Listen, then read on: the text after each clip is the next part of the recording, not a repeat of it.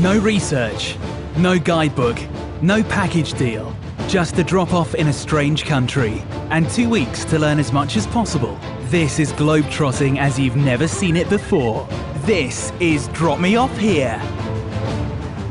Georgia, the birthplace of wine, and Stalin, banned from the Eurovision Song Contest, the jewel in the crown of the Caucasus, home to the deepest caves in the world, the earliest human remains discovered, and the beginnings of one of the oldest languages still in use today. It's one of Europe's most beautiful and little-known lands. This is Jason, guileless voyager in this week's big adventure, armed with a GPS and just 2 weeks to get to grips with the people, culture and geography of Georgia. Jason has a lot to live up to.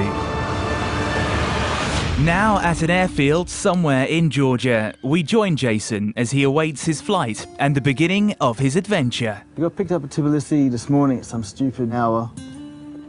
They've dropped us off here at this airstrip in the middle of nowhere.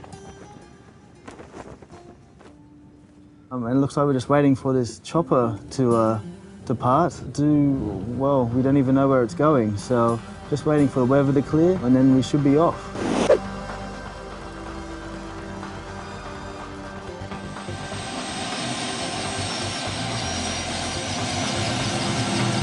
Well, so after 4 hours of waiting, we're finally off. Everyone said their prayers on board. It's my first time on a helicopter and it's pretty bloody exciting. As Jason heads into the heavens of the North Georgian mountains, he gets his first glimpse of his breathtaking adventure playground. From humid rainforests to semi-desert land to eternal snows, he'll have his work cut out navigating this unpredictable land.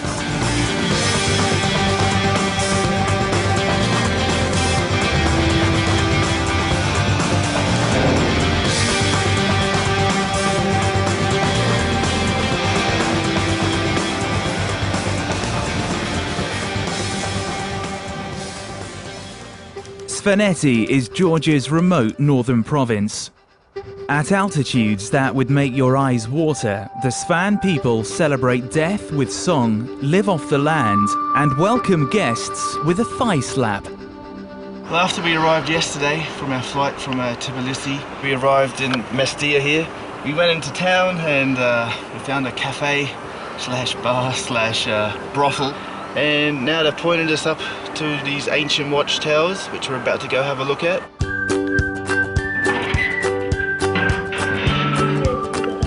Whoa.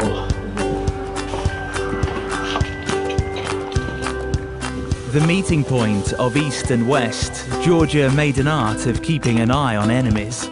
The medieval stone towers of Mestia are some of the oldest in the world. This is crazy. We've climbed up maybe 5 flights of rickety stairs and now we're sitting on the roof of one of the old watchtowers that the Vikings used to use for archery.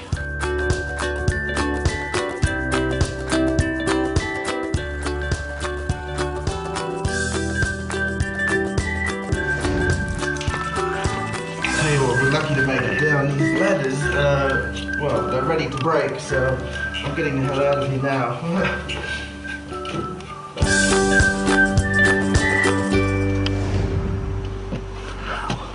What a tower. That's awesome. With a long trip to the glaciers ahead of him, Jason gets his first taste of Georgian hospitality.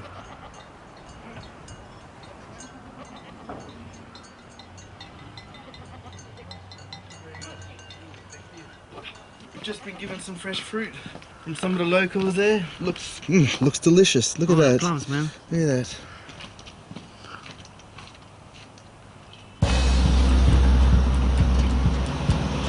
Just on our way to the trailhead of this glacier walk, and these guys picked us up, so it's going to save us a 3 kilometre walk to the trailhead, and we've got another 3 kilometres up the mountain, and we should be reaching the glacier by this afternoon.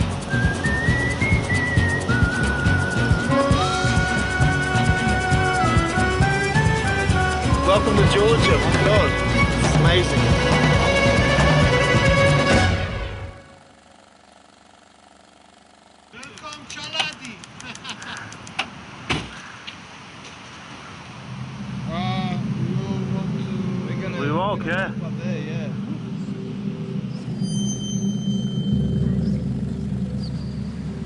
It's a treacherous 5-kilometer hike up to the glaciers of the Greater Caucasus Mountains.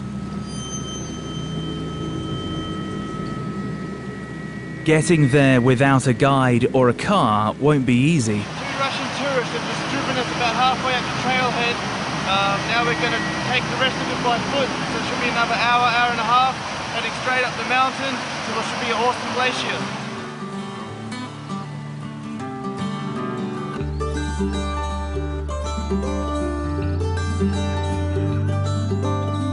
We've just passed through some kind of checkpoint back there. I've got my GPS on now, so we shouldn't get lost, but he told us straight up this way and we should be there in another hour, so we should probably keep moving.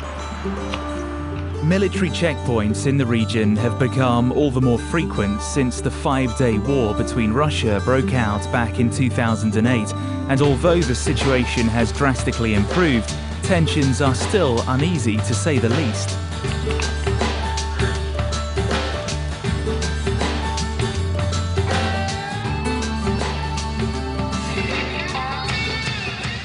Just got first sight of the glacier and wow, it just looks amazing. I think we should try to get up as high as we can and see if we can see any further in.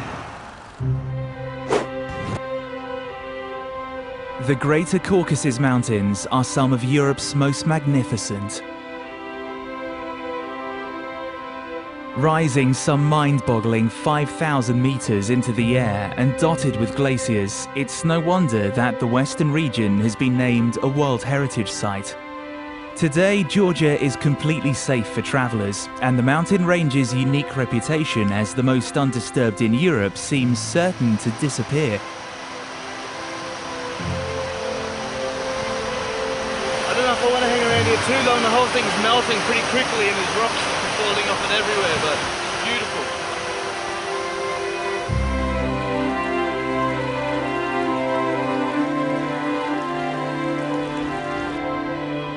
With a little help from some friends, Jason has blagged his way to one of the most beautiful sights of Georgia. Yet, as sun-soaked glaciers give way to sprawling rainforest, Jason's luck of the traveller juice is running low. We've left Mestia this morning. We decided to hike over the mountain to Uzguli, which is about 45 kilometers east. Hopefully a jeep or a truck will come past, we can get there a lot quicker. Otherwise it's going to be about an 8-hour hike. But apparently it's the highest village in Europe, so it should be quite good.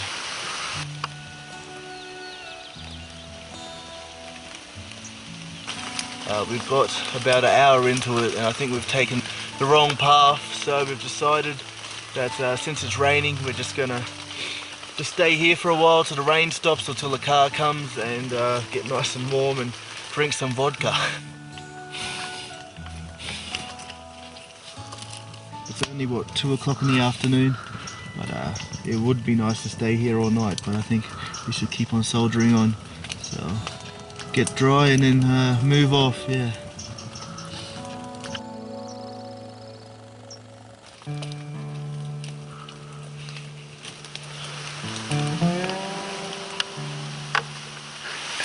That's where we're going to be spending the night, and hopefully the rain will stop and we won't get washed out.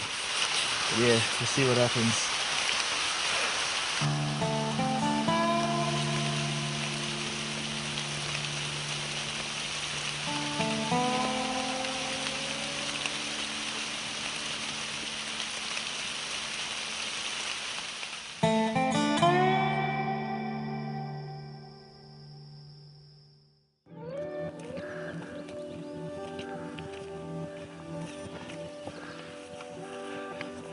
We left camp this morning.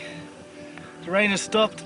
Another beautiful day in the Caucasus Mountains. We've definitely taken a wrong turn somewhere, so there's no turning back now. I think we just keep moving up the hill. We're starting to get pretty hungry and we've run out of water, so hopefully we find a village soon.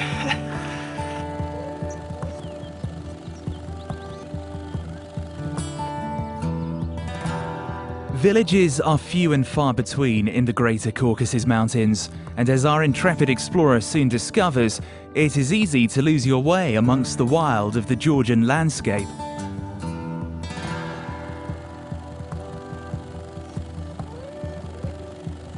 It's taken us 24 hours to realise that we've gone the wrong direction. We've just met one of the guides up there that told us we need to head back towards Mestia and take the other road, so thank God it's a downhill walk, but yeah, it's like 24 hours walking uphill, so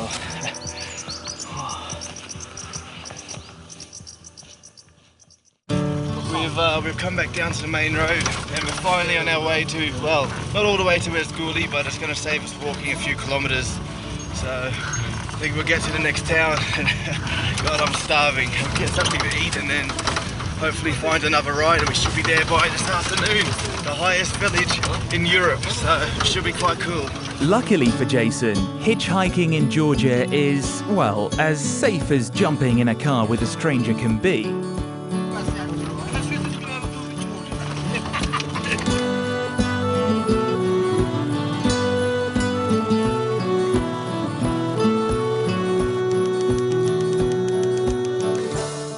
We've been invited into this family's house and we've been eating cheese, bread, vegetables, and of course vodka, so they tell us about another 12 kilometers over a mountain, but I tell you what, I'm feeling a bit pissed at the moment, so hopefully we can get another ride, but yeah, this is Georgian hospitality at its best. It's just brilliant.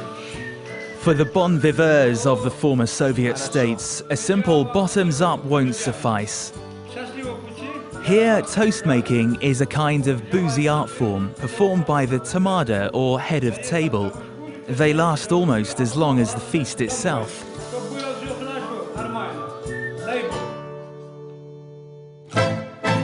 Fortified by his host's stirring words and a hefty dose of vodka, Jason is ready to hit the road again. Thank you very much, спасибо. До свидания. We're on the main road from Mestia to Mesguli.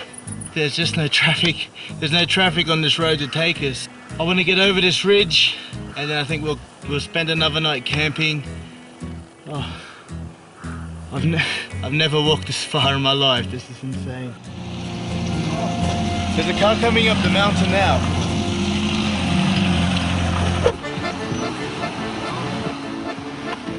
Jason is back on the road with a friendly Georgian couple, and Yushkuli, the highest village in Europe, is now but a death-defying car ride away. Some 2,000 plus meters above sea level, Yushkuli is covered in snow for 6 months of the year. Visitors to this isolated community are welcomed like old friends. If Yushkuli were anywhere else in the world, it might be a tourist touting theme park by now. Yet casually scattered with 12th century buildings, it's still an area of undisturbed beauty, and it's not exactly easy access.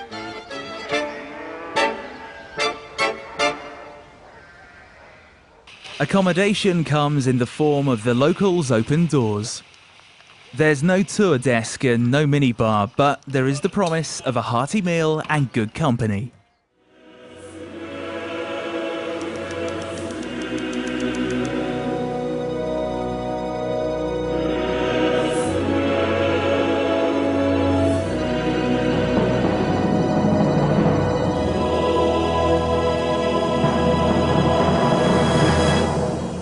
This morning, they've given us a couple of horses. Apparently there's a glacier over this way. I haven't ridden a horse since I was maybe 7 years old. And if I can get this thing to move, we should be there today. Gay, gay, gay, gay, gay, gay, gay, gay, gay. No, no. All right, boy. On horseback, Jason could arrive at the glacier in a couple of hours. But his trusty steed has other ideas.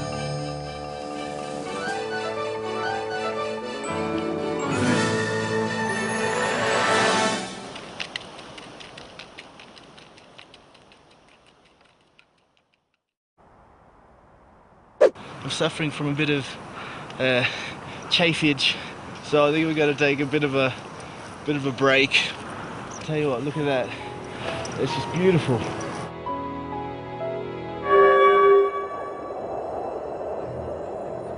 A mecca for hikers and nature junkies the world over, the mountains of Upper Svaneti are well worth the chaffage. It's taken us 6 hours to go maybe 10 kilometers up to our second glacier in as many days. Anyone would think we're in Alaska, but we're still high up in the Caucasus Mountains in Georgia.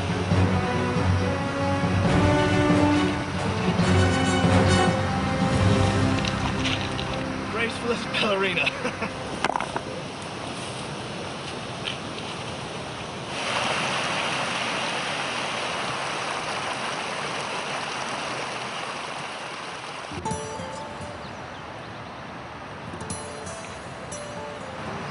We had to leave the horses down by the river because it's just too hard for them to get up the mountain there. Now we ride back to Zguli, return the horses and have a look around the town.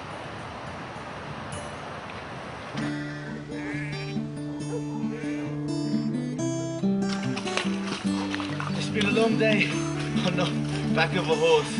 We're back in Zguli. It started to rain, so we have a nice warm shower, a cup of chai, and yeah, a good night's sleep.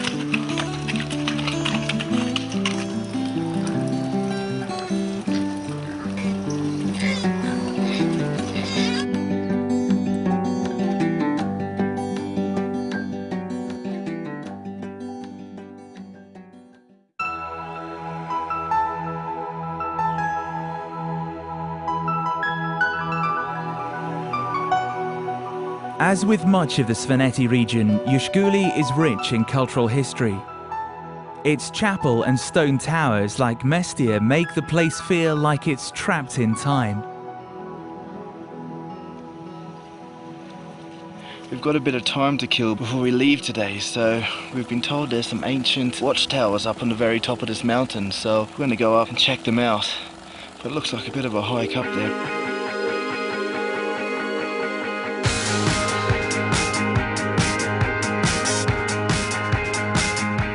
I feel like I've been run over by a steamroller after yesterday's horse ride. Alright, let's get up there.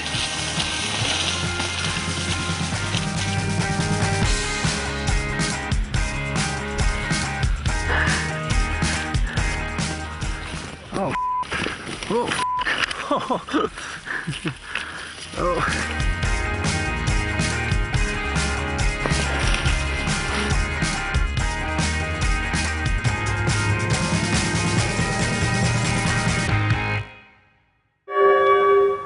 Today we bid farewell to Zguli and the mountain region of Svaneti. We've spent about a week here up in the mountains after our chopper flight from Tbilisi. We've managed to get a ride this afternoon from Zguli to the other side of the mountain range, which is going to save us about a 2 or 3 day hike. From now we will start heading down the mountains into the lowlands of Georgia, so it should be getting a bit warmer and some more predictable weather.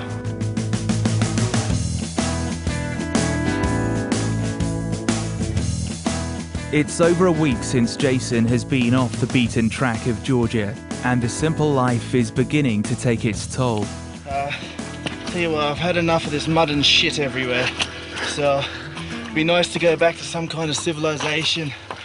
I'm dying for a Mars bar or a Coca-Cola, or you know, we're running out of money. There's no banks, there's no shops in the mountain region here, so it'll be nice to go back and yeah, get some luxuries. Get some luxuries. It should be nice. The hungry passerby is unheard of in Georgia, and Jason is welcomed into a magnificent supra, a table ritual as old as the Georgian people themselves. Accompanied by large amounts of wine and often a bit of toe tapping, there's not a Soviet-style spam can in sight. It's time for Jason to bid the mountains goodbye and head to Georgia's second largest city, Kutaisi. The home of the Golden Fleece quested for in Greek mythology and the first nation in the region to accept Christianity, it's what they call a cultural and spiritual hub. Will Jason find his own Golden Fleece in this enchanting city, or at least the warm welcome he has been accustomed to? Today we've just decided to relax in the town. We've gone out to get some lunch and we've met these guys at a local cafe. And they've driven us up to this monastery in the hills.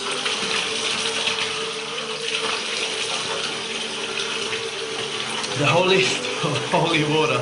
Oh, it's bloody cold. Built in the 11th century, Bagrati Cathedral is the Eiffel Tower of Kutaisi. Named after Bagrat III, the first king of United Georgia, it is hailed as a masterpiece of medieval Georgian architecture, with more mosaics and wall paintings than you can shake a stick at.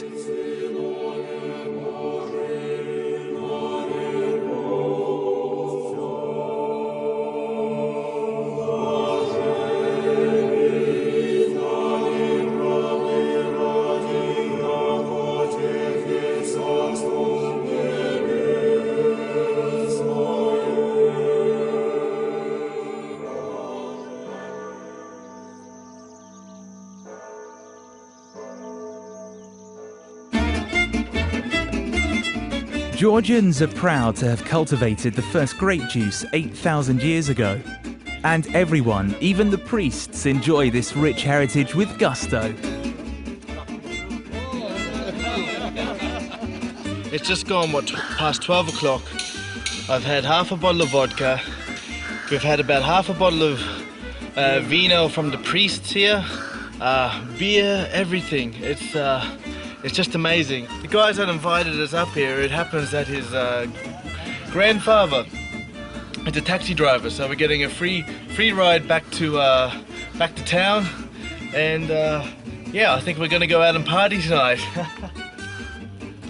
And what better place to use party as a verb than a place where refusing a drink is an insult? For the people. For the people.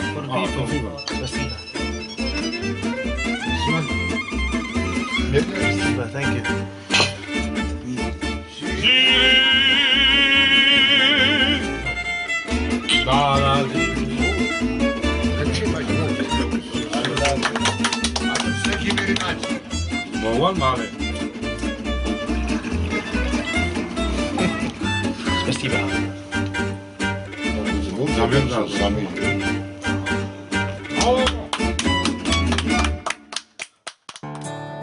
We've had to get a taxi out to this monastery that everyone's been telling us to come visit. It's meant to be a very holy place in Georgia. We decided to come out here for the day, so we're gonna go have a look.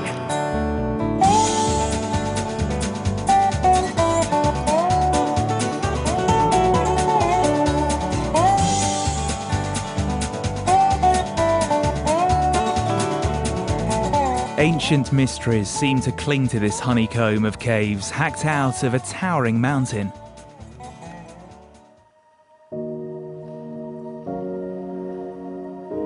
Yet, in fact, the caves are an ancient monastery, the brilliant, baffling design of the first queen of Georgia. A hiding place from the exhaustive attack of the Mongols at the end of the 12th century. Unlike most tourist spots, visitors are allowed to roam around freely. Yet monks live here to date, so popping your head into one of their homes is a definite no-no.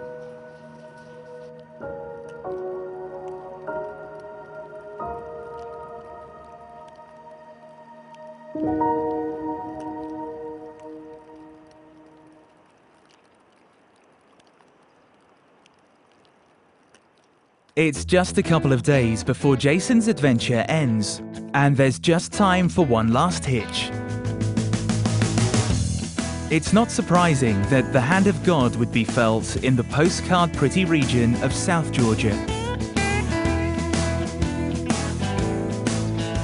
Perched on the desert slopes of Mount Garija and boasting authentic cave-dwelling monks, the David Garija Monastery includes hundreds of cells, churches, chapels, refectories and living quarters.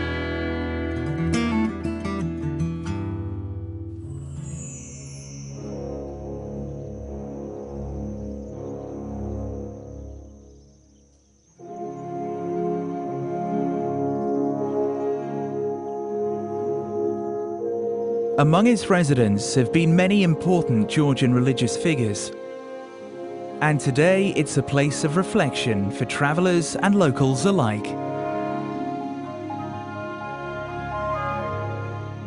Founded in the 6th century by St. David Garageli, the monastery was a favorite of the Georgian royals and nobility. Despite its precarious location, the monastery remained an important center of religious and cultural activity for many centuries.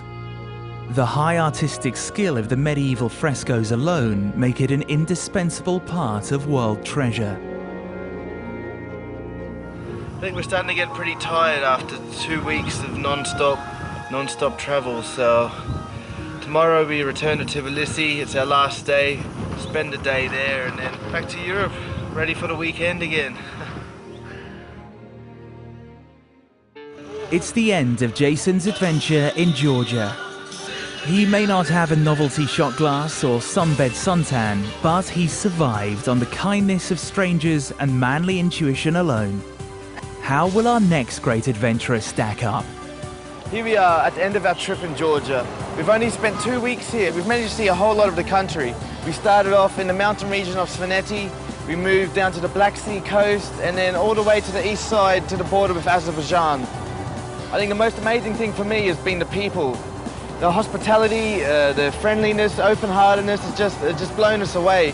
When we arrived in Georgia, we didn't know anything about the country. Our whole trip here has been very spontaneous and very unplanned. You know, it just goes to show that without any meticulous pre-planning or research, you can still have a pretty amazing trip. From sunny Georgia, nach Vombis, see you later.